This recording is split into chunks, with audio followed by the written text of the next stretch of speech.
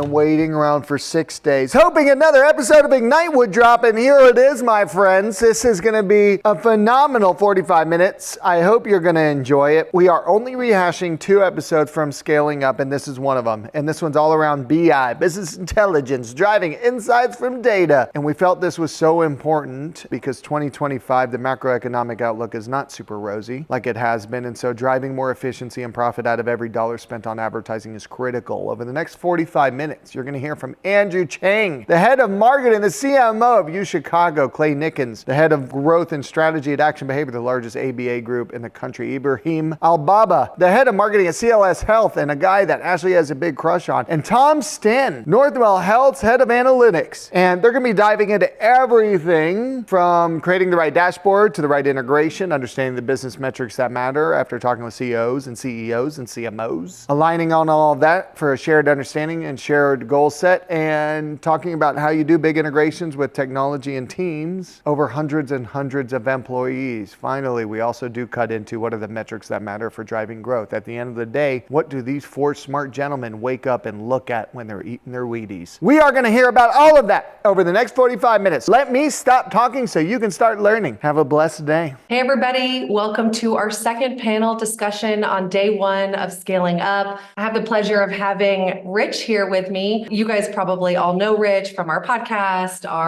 some of our events. Rich is our Chief Strategy Officer. Rich and I have been doing this together for 10 years. So 10 years, yeah. It's great to have you as a co-host. Last year, I hosted all my panels solo, and this year I get to have a friend. Thanks for inviting me. I really appreciate being here. And who better to bring, from the Cardinal team, maybe other than Alex Kemp, to our Data to Decisions, Transforming Healthcare Marketing with Better BI panel, than Rich to be our co-host. I'm super excited to introduce you all to our guests today. I'm going to call them out one by one. We're going to let them tell you a little bit about themselves and their organization, and then we're going to get into our panel discussion. So first up on our list of panelists for today, we have Andrew Chang of UChicago Medicine. Andrew, hey there, can you hear us? Hey, thanks for having me. Awesome, thanks for joining us. Andrew, tell everybody listening a little bit about yourself and just about your organization, what you guys have going on, kind of your scale and scope. Yeah, happy to be here again. Thank you for including me, inviting me here. So I'm in charge of marketing and PR and external communications at the University of Chicago Medicine. Been here for just over 1 year now, and we're right now in the build phase of kind of our new marketing operating system, where we're building up a new tech stack, analytics and attribution modeling, what have you. So it's been a lot of fun, a pretty big challenge, but having a great time. Awesome. We're going to spend some more time talking about kind of your build process here in just a minute. Next up, let me introduce you all to Tom Stanton of Northwell Health. Let's see if we got Tom on here. Hey, Tom, can you tell everybody listening a little bit about yourself and Northwell? Sure, Lauren. Thanks. And hey, everybody. So yeah, I'm Tom. I'm the director of marketing analytics at Northwell Health. We're a very large health system based out of New York. We're 20 hospitals, over 80,000 employees. So pretty big footprint. And where we are is within what we call an internal agency. So we have a centralized marketing department. We work kind of with people inside the department and across, all the different areas of New York City and Long Island primarily. And yeah, as far as what we have going on right now, we've got a few data migrations going on. We're moving our EHR over to Epic. We're kind of ramping up with Salesforce as a CRM and moving a lot of our cloud databases as well. So certainly a lot going on. One other interesting thing just about our health system is, we're a big part of our marketing that's been growing out is within the entertainment space and doing content, partnering with streaming services to create original documentary content. So a lot Check out the content on Netflix. 10 out of 10 recommend. We can give those some shout outs. We spoke this morning about how marketing wears many hats, and I'm, noticing that every single one of you all have slightly different titles. Next up, we've got Clay Nickens, Vice President of Strategy and Growth at Action Behavior Centers. Hey, Clay. Hey, everybody. Really excited to be here today. So Action Action Behavior is the nation's largest provider of applied behavior analysis for children who are on the autism spectrum. My responsibilities include, as Lauren was mentioning, growth and strategy. So business development, new service line development, strategic partners, and marketing, kind of all within that umbrella. And within marketing, our organization serves not just potential new patients and families, but also supports our physician liaison and recruiting teams. In terms of kind of where we are as a marketing organization, we've been super focused on bottom of funnel people who are really ready to start services. And our journey over the next year or two is to have a more fulsome relationship with potential patients. And using data to do that is part of our day-to-day. So again, excited to be here.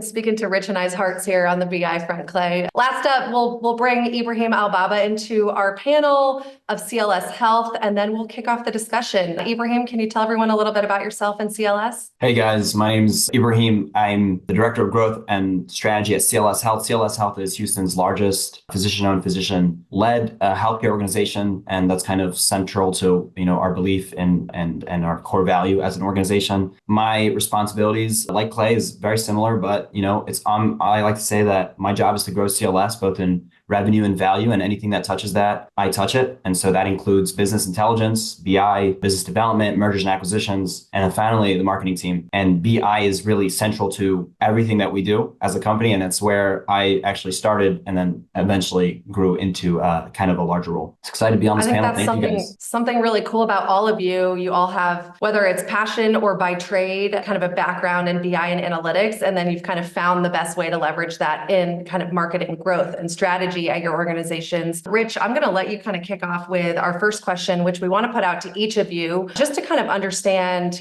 where, and you all touched on it a little bit already, your current state of your business kind of intelligence function, but want to dive a little bit deeper into what you guys are working towards. So Rich, I'll let you kind of put out the question to our first panelist, and we'll go around the circle. Yeah, I feel like this is the trick for every analytics professional and data professional, right? Which is, what is the promised land and how do you get there and how do you prioritize that workload between deploying media mix modeling, multi-touch attribution? There's so much that you could do to leverage data to make your organization more effective. So we'd love to know from you guys, what your focus is and what your priorities are for 2024 and 2025 to make your organizations more effective in terms of the way that they use data, and what the biggest challenges are that you face to achieving those things. So in no particular order, I guess maybe I'll just pick on someone, but Tom, why don't you kick us off if you may? All right, sure. Yeah, so thanks, Rich. And you mentioned kind of tools and techniques, right? But where our focus is going to be is a little bit more on kind of process and relationships within our department. I think, what we want to do is do a better job of speaking the same language as our business partners and making sure that kind of we are very aligned with, on our thinking, so that it's not request and response. It's more of a collaborative strategic conversation where we make it more apparent what is possible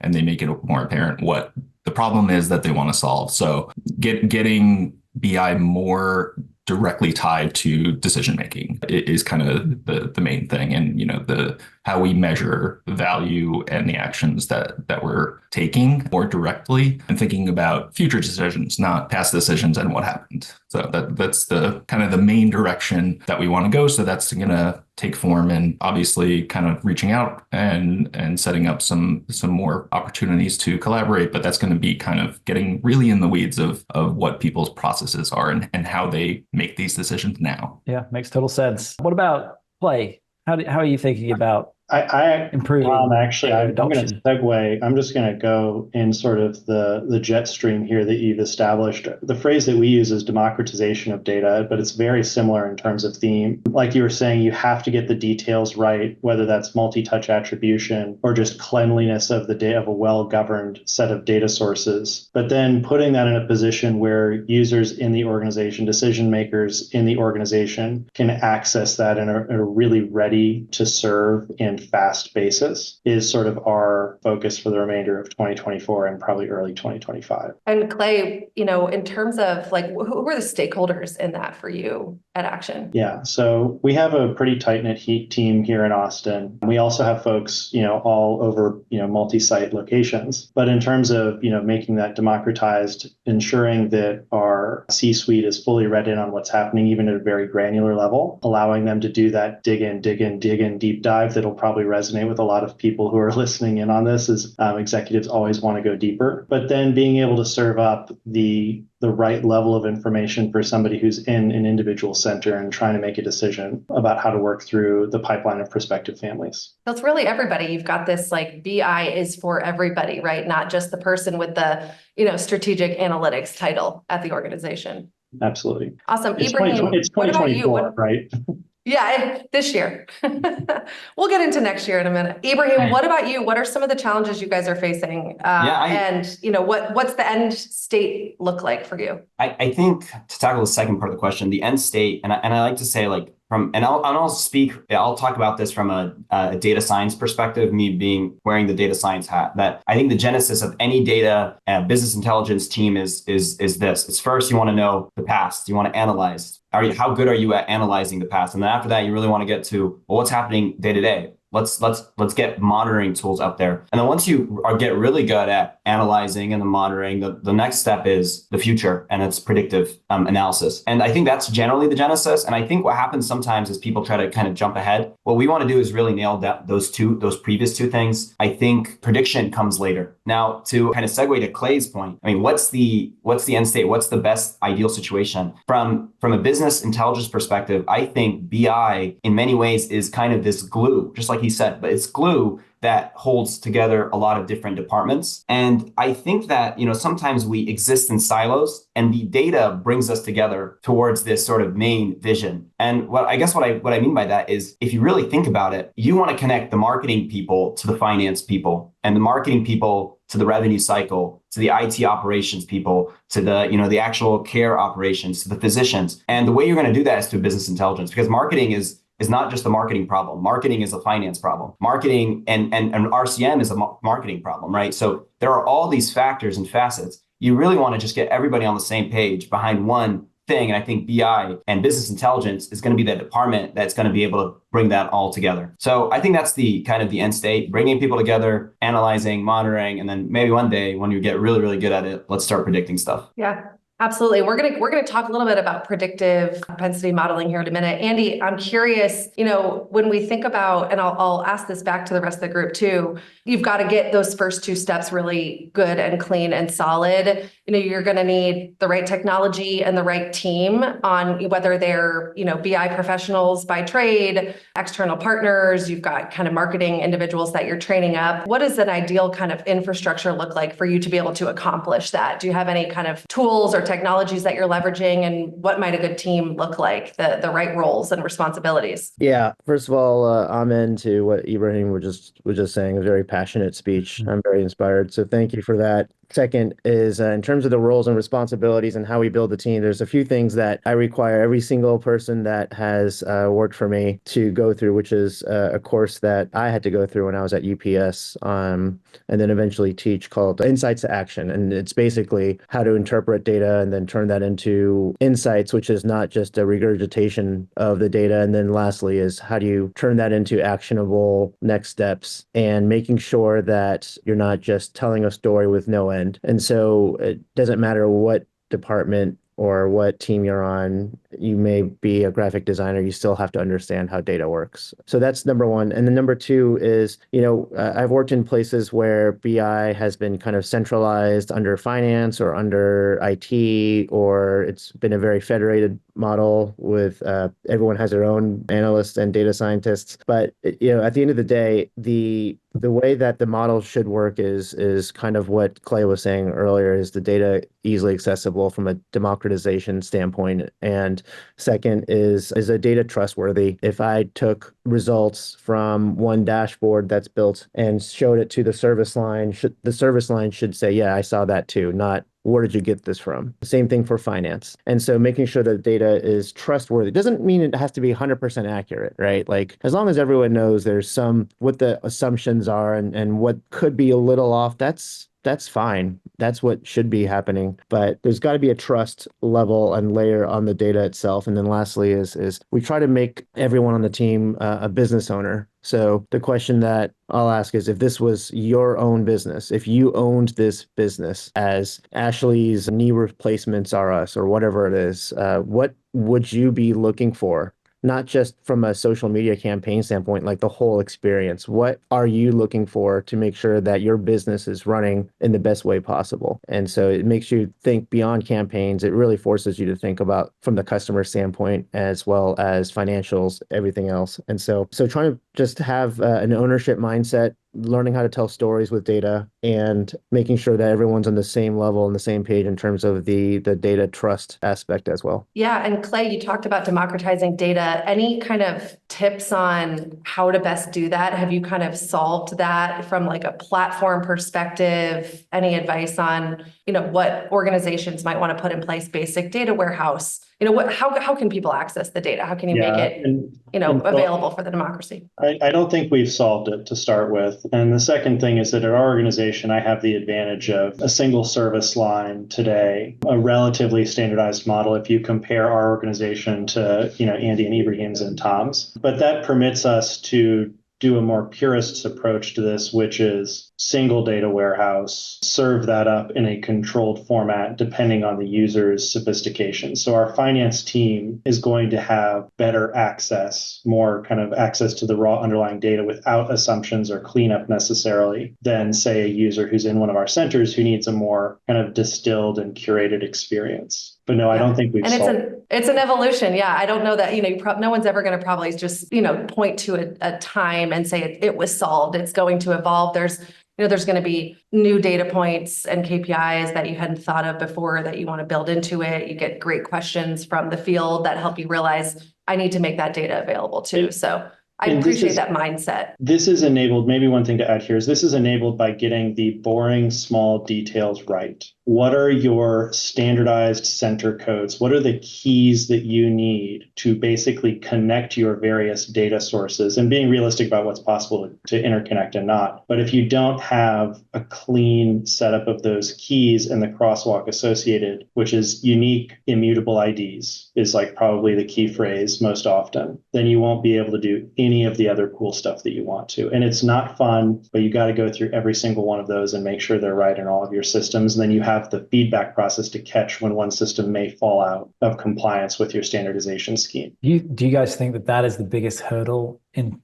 terms of building a great BI function inside of an organization? Is data cleanliness, data accessibility, or is it resourcing? Is it time? Is it ever-changing goals and objectives of an organization, the different needs of stakeholders? What are the biggest challenges in terms of getting to that promised land of that perfect BI function? Tom, I'll ask you first. I'll go for it because I can build on what Clay was saying. Is I think that it's, that they're all considerations, but for sure, a lot of the inefficiency that would come out of everybody's BI function is going to be those things that Clay called out. It's the lack of stable foundation to build on top of. It's data quality. It's defining things once. There's a term in data engineering that's called DRY, DRY, don't repeat yourself. We want to define these things once in our data warehouse and never have to go back to it and rewrite the same SQL queries or pull the data again. So, that's absolutely where we are right now, is knee deep in data quality stuff and modeling these different pieces of the business. One of the tools that we're hoping to bring on soon is a semantic layer, which is sits between the data warehouse, even the clean data sets, and the actual reporting tools. And the idea with that is that you define metrics and what's called entities, right? Whatever these business objects are one time, and then it's something that you can not have to go back and waste your analyst time of just data wrangling and cleaning it up later on. The idea is that it's all ready to go, and it's just kind of poke around until you are looking in the right place, and then you can really accelerate what you can do from there. So it is the boring overhead that has to go first. Ibrahim, I know you mentioned you're in phases 1 and 2 as well. Does that resonate with you? It's kind of you're at that point. That's the hurdle at the moment. I guess we have different kind of challenge because I like I said, we have a centralized BI team. So I always think about what's the centralized BI team's challenges. Data accessibility in general is always going to be that one. But I think what we've done to solve that is kind of like what Andrew said, is create people, make them business owners. And I think there's a mentality. I don't know how to say this, but the kind of, you're probably like, there most of the time you're gonna maybe be wrong. Like there's probably things you're wrong about. And there may be, the data might be wrong. You have to be humble enough to understand that. And you have to be curious enough to find it. And I think by creating business owners, you empower them to challenge your thing. So I'll just to kind of give an example. I know I may not be answering the exact question, but it's something to think about because, a lot of people's calculations are completely based on their own assumptions. The biggest drivers to improving our calculations to any sort of metric, believe it or not, has been physicians. And that's because we sit with physicians one-on-one and we explain to them exactly how we did it. And then they ask us questions that we've never thought of. They say, well, did you consider that, this and that, or that and this? Or like, the big one is, how do you calculate customer acquisition costs? One thing people ask, well, how did you exclude X segment or Y segment? I'm like, wow, that's a really good point. But instead of kind of in those QBRs or whatever you're doing and just, hey, glossing over, hey, CAC is this, LTV is that, using the jargon, really breaking it down and sitting with those really end stakeholders and being humble enough to accept the fact that you might be wrong. The classic thing in data science or engineering is junk in, junk out. Is the thing that's coming in, is it junk, or am I somewhere in the middle? Am I missing some sort of calculation steps? So I think, that's my 2 cents on this subject. Ibrahim, I think that's a perfect segue because I want to bring kind of this discussion down into the marketing layer. A lot of our listeners today are marketing leaders at their organizations, and they're wondering, okay, I've got an individual perhaps at my organization like Clay, like Tom, like Ibrahim, like Andrew, who's kind of owning kind of this step of it. And I'm the marketer sitting here trying to figure out, how am I going to use this data? How am I going to ask the right questions, improve data literacy at my organization? And the key being to glean the insights to inform the next decision on where to put the next dollar, the next audience to find the next kind of channel mix decision. I would love to hear from each of you kind of what the holy grail of KPIs for marketing effectiveness look like at your organization right now. And, this is probably going to look different for everyone. And it might be just based on where you are in your evolution, what your organization cares about. Andrew, I'd love to hear from you kind of what are the marketing KPIs that you're most interested in looking at? Yeah, there's 4 that I'm trying to hold us accountable for. Number 1 is return on marketing investment, ROMI. Number 2 is return on ad investment, ROAS. Number 3 is cost per acquisition. Number 4 is brand health. So you try to measure the whole funnel the whole time. And ROMI is important because that is ultimately what we would be reporting back to our stakeholders. And ROAS is important because it's normally the largest part of anyone's budget is the media spend. And we have to always make sure that we're using it efficiently and effectively. Third is cost per acquisition, because I think of healthcare, especially with the primary care and urgent care side, as kind of like the milk that grocery stores will sell. They put it in the back of the aisle. Get to the back. It's why you go, right? And primary care is that way. And it's usually a break-even kind of proposition. So managing costs is pretty important. And lastly is, of course, you can't forget about brand health. So that includes awareness, perception, preference, et cetera. And so those are the main 4 key metrics. And by definition, they're incremental and revenue based. So you have to have a system that's able to measure incrementality and also revenue, not just clicks or form completions, lead submits, et cetera. You got to get down to the revenue and how deep and how connected you can make that down to the patient level by campaign or by whatever tactic you have is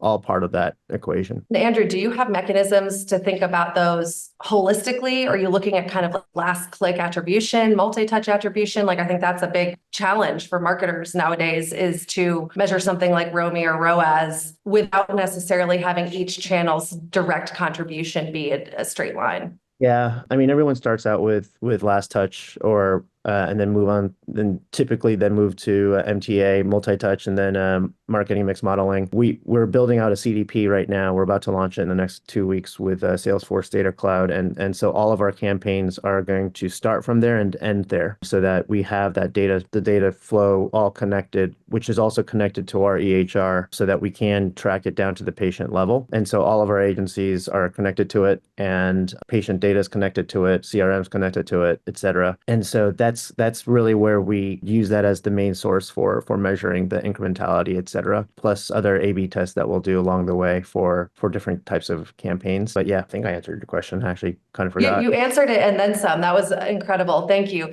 I mean, super helpful to understand how an organization like yours with so many different business units and stakeholders is thinking about, data in a single kind of fashion. You've got all your agencies plugged in, your business owners. And I like that you mentioned the tech that you're using too. Thanks for sharing that. I think a lot of organizations are wondering kind of, where do I start? What are the best of the best using? Is it worth investing in something like a Salesforce, or do I kind of try to patch together my own systems to get myself off the ground? So it's nice to kind of see what a large organization end state might look like. Ibrahim, I'd love to ask you the same question, marketing KPIs, what you guys are measuring, and, kind of challenges in that vein. Yeah. And we may start saying the same answers, but it's I think very, very similar to what Andrew just said. I will tack on lifetime value, although lifetime value is built into his, the previous functions. However, the way that we as an organization operate is on a physician account level. And so what we're trying to do is get every physician to a profitability, not the system into profitability. So in many ways, Andrew's kind of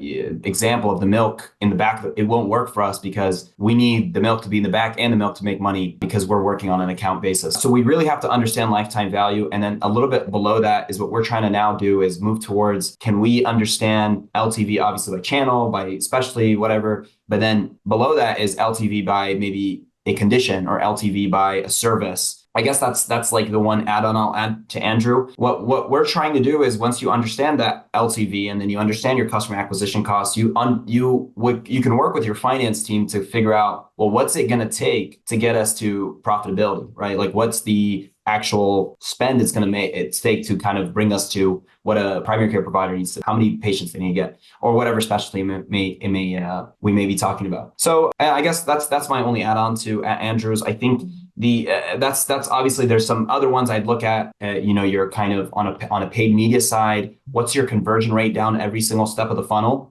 Right. I think maybe there's a question coming on later about that specific topic, so I won't get into it. And then that's on the paid side. And then there's some other aspects that people might want to look at. And sometimes it's not touched upon. And I think this is kind of fascinating because it's not really a marketing necessarily, but marketing touches it, which is your things, these sort of functions that are touching your marketing dollars. That might be a referral team. Like you may be putting dollars spent to get a referral into the door, and then your referral team doesn't know how to convert them. And so you might start building out certain KPIs, and I'll just start listing some of the things that we look at when we're talking about referrals. Because for us, a CLS, a multi-specialty clinic, 50% of our volume comes from referrals. So if we're not focusing on that 50%, then you're really kind of lost as a marketing team. That is we have to really hone in on that. And we're working with that BI team to come up with those key performance indicators. KPIs, I'll just list them. We could say, percentage of patients that, are outreach within 24 hours, percentage of patients that are booked, percentage of patients that are booked within 7 days. Once you can kind of get those metrics, guess how easy it is to go back to those referring systems or doctors and go back to the Village Medicals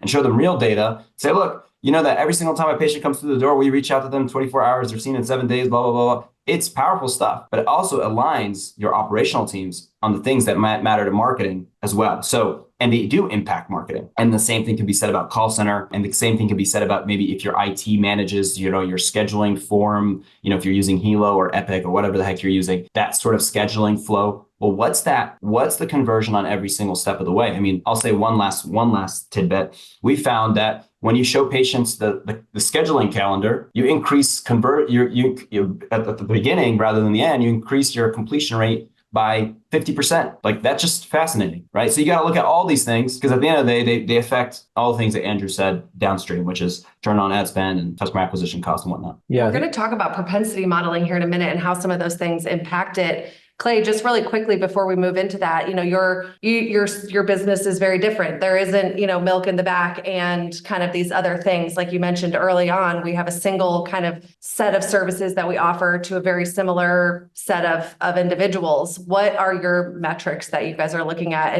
and each of your locations being a separate business unit and part of a market and part of a system? Yeah, so we hold our marketing team to three metrics. The first is access, which could be measured by qualified lead generation.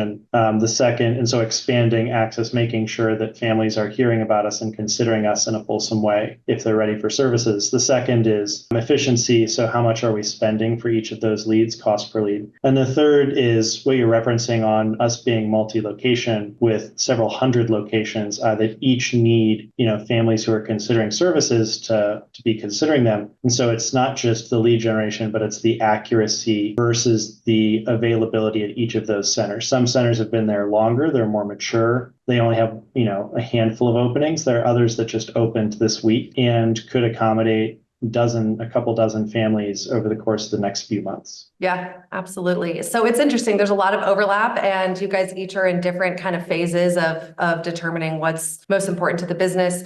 Rich, I'm going to stop kind of collecting this baseline information like I always just do all the talking, and let Rich ask a little bit. I know we want to get into kind of forecasting, propensity modeling, and some of the really cool stuff that's to come, maybe once you hit phases 1 and 2, like Ibrahim mentioned early on. Laura makes my job really easy. She saves my voice. But I think, obviously we've talked about a lot of the foundational layer and a lot of the grunt work that has to be done to get to a point where we have the data that we can then enable some of the cool, more fun stuff to do. So I'd kind of just, rather than forcing the conversation down a specific path, I'd love to know from you guys, what is the most high impact thing that you do with your data as an organization once you have it readily available to you, and what helps?